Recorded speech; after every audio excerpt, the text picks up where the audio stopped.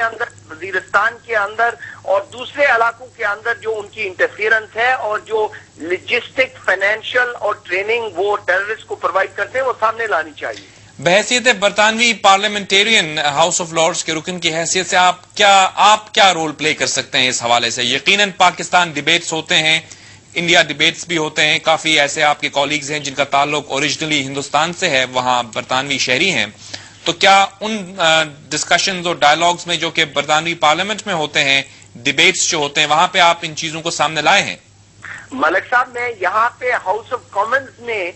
2 debate ہوئے ہیں جو یعنی کامنز کے چیمبر کے اندر نہیں، کمیٹی رومز کے اندر جو ڈیبیٹ ہوئے ہیں، وہاں پہ سارے میرے جو انگریز کولیگز تھے ان کے سامنے میں نے ان کو واضح طور پہ بتایا ہے کہ جو ایویڈنس ہمارے پاس موجود ہے میں نے ان کو سامنے بتایا ہے۔ میں کسی سے ڈرتا نہیں ہوں، ہم تو بلکہ یہی تو الحمدللہ یہ جو ہے یہ ایڈوانٹیج ہے کہ ہم یہاں پہ بھی بیٹھ کے پاکستان کی بات کرتے ہیں اور کسی سے ڈرتے نہیں، ہندوستان ہو یا کوئی امریکہ ہو، ہم کھل کے کہتے ہیں کہ یہ جو پاکستان کے اندر انٹرفیئرنس ہے آپ لوگوں کو بند کرنی چاہیے، اور پاکستان کے سیاستدان کوئی بھی پولیٹیکل پارٹی ہو ان کو بھی سامنے کھڑے ہو کے کہنا چاہیے کہ یہ آپ انٹرفیئرنس پاکستان کے اندر کر رہے ہیں اور پاکستان کے اندر ٹیررزم کر رہے ہیں، اور یہ انٹرنیشنل لا کی بھی خلاف ورزی ہے، اور ایک ہمسائے ہونے کی جو آپ کی ذمہ داریاں ہیں وہ بھی آپ ان کو نہیں نبھا رہے ہیں۔ تو آپ یہ کہتے ہیں کہ ہمیں مزید فرم انداز میں جو ہے اپنے ڈائلاگ پروسیس جو ہے اس کو آگے بڑھانا چاہیے۔ یقیناً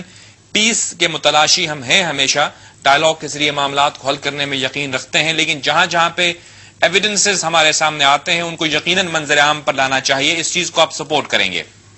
بالکل، ڈیفینیٹلی، اور میں سمجھتا ہوں کہ پاکستان کی ساری پولیٹیکل پارٹیز کو اس بات پہ یونائٹ ہونا چاہیے، ایک دوسرے کو کریٹیسائز نہیں کرنا چاہیے، بلکہ سب کو، چاہے وہ لیفٹ سے ہو یا رائٹ سے ہو، سب کو یونائٹ ہو کے گورنمنٹ کو سپورٹ کر کے ان کو یہ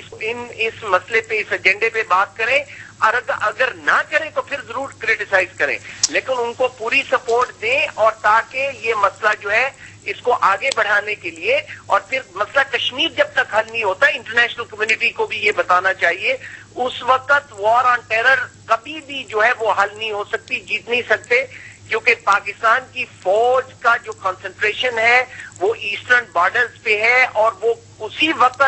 فوج تھرسٹ کر سکتی ہے اس ایسٹرن بارڈر کو جب مسئلہ کشمیر حل ہو جائے، تو پھر جو ہے وہ ویسٹرن بارڈر پہ جا کے اس میں بہرحال ایک مورل ذمہ داری برطانوی حکومت کی بھی ہے، یقیناً ان کو بھی آپ باور کرواتے بھی ہوں گے، اور ہم آپ سے یہ کہیں گے کہ آپ مزید اس کو بھی کوششوں کو اپنی تیز کیجئے کہ برطانیہ کا ایک مورل رسپانسبلٹی بھی بنتی ہے، کیونکہ آپ جانتے ہیں کہ 60 سال پہلے کچھ لوگوں کے مطابق برطانیہ نے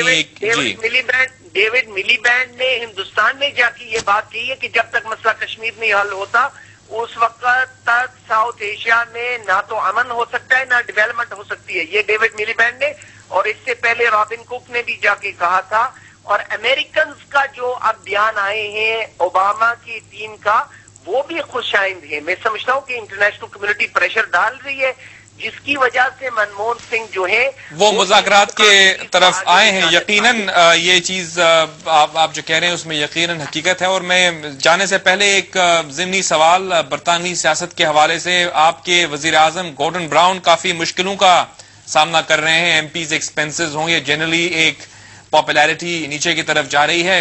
کس حد تک آپ پر امید ہیں کہ یہ اپنی ایک ڈاؤن سلائیڈ ہے اس کو اریسٹ کر کے ریسٹور کر سکیں گے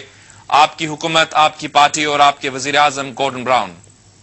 ملک صاحب یہ بڑا مشکل ہے، اور سوال بھی بڑا مشکل ہے، اس لیے کیونکہ آج جو ہے وہ اسپیکر کے الیکشن ہو رہے ہیں ہاؤس میں، جب اسپیکر الیکٹ ہو جائیں گے تو اس اسپیکر کی بہت بڑی ذمہ داری ہوگی کہ ہاؤس آف کامنز کی ریسپیکٹ اور اس کا جو آنر ہے اس کو بحال کرنے کے لیے ایسے اقدامات کریں تاکہ پبلک کا کانفیڈنس جو ہے پارلیمنٹ کے اندر واپس آئے۔ اس کے بعد گورنمنٹ کو بھی ایسی ٹرانسپیرنسی اور اکاؤنٹیبلٹی کا جو ہے وہ سامنا کرنا پڑے گا، اکنامک جو، اور یقیناً پاکستانی نژاد برطانوی شہری اور جو برٹش مسلمز اور برٹش پاکستانیز ہیں وہ کلیدی رول ادا کریں گے آئندہ آنے والے الیکشنز میں جو تقریباً 1 سال میں متوقع ہیں۔ بہت شکریہ لارڈ نذیر احمد صاحب نے جوائن کیا ہمیں برطانوی پارلیمنٹ سے، اور آف کورس ہم نے بات کی پاکستان اور ہندوستان کے درمیان جو سرد موری ختم ہوئی ہے، بہت خوش آئند بات ہے۔ صدر پاکستان اور پرائم منسٹر منموہن سنگھ کے درمیان جو مذاکرات کا ایک دور ہوا، اگر ہم مذاکرات تو نہیں کہہ سکتے، میں یہ کہوں گا کہ ایک آئس بریکنگ سیشن جو کہ تقریباً آدھے گھنٹے تک جاری رہا، بہت خوش آئند ہے۔ یقیناً ہم اپنے اطراف میں تمام نیبرز کے ساتھ بہتر تعلقات استوار کرنے میں یقین رکھتے ہیں، لیکن اب جب مزید آگے بڑھتا ہے مختلف آفیشلز لیول پر اور اس کے ساتھ ساتھ فارن منسٹرز اور پھر سمٹ لیول پر، امید یہ کی جا رہی ہے کہ جب تک کشمیر کا مسئلہ حل نہیں ہوتا، یہ ویو پوائنٹ تھا برطانیہ میں رہنے والے کشمیری اور پاکستانیوں کا یہ ویو ہے، اور یقیناً پاکستان میں رہنے والے پاکستانیوں اور کشمیریوں کا بھی یہ ویو ہے کہ جب تک کشمیر کا مسئلہ زیر بحث نہیں آتا، سالو نہیں کیا جاتا، دونوں ملکوں کے درمیان جو ہے وہ حالات بہتر ہونے مشکل نظر آتے ہیں۔ اور اس کے ساتھ ساتھ جو ایک اور اہم پہلو وہ یہ ہے کہ ٹیررزم کی بات کی منموہن سنگھ نے، یہ ٹیررزم کے مینڈیٹ کو لے کر آئے ہیں، یقیناً ٹیررزم پر بات ہونی چاہیے، اور اس ٹیررزم کی بات بھی ہونی چاہیے بقول لارڈ نذیر احمد کی، جو کہ الیجڈلی ہندوستان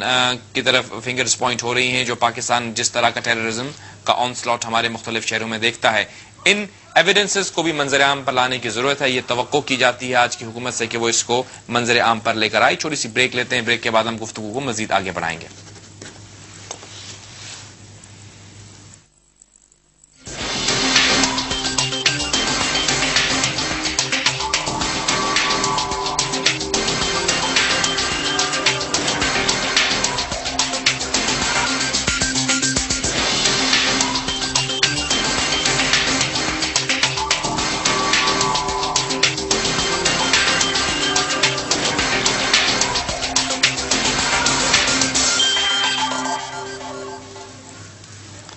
جی welcome back viewers, insight Javed Malik پر ہم ایک دفعہ پھر خوش آمدید کہتے ہیں آپ کو۔ ہم نے بات کی آج کے پروگرام میں دو اہم سبجیکٹس پہ، ایک تو یہ کہ جو ہمارے نارتھ ویسٹ فرنٹیئر میں آپریشن ہو رہا ہے اس کے بارے میں تو ہم بات نہ صرف اس پروگرام میں بلکہ ہمارے اس چینل پہ ہونے والے کئی پروگرامز میں کرتے رہتے ہیں۔ ایک پہلو جس کی طرف ہم نے کوشش کی کہ ہم آج بات کریں وہ ایف سی آر یا فاٹا میں وہ قوانین ہیں جن کے نتیجے میں ہم جانتے ہیں کہ انگریزوں کے وقت سے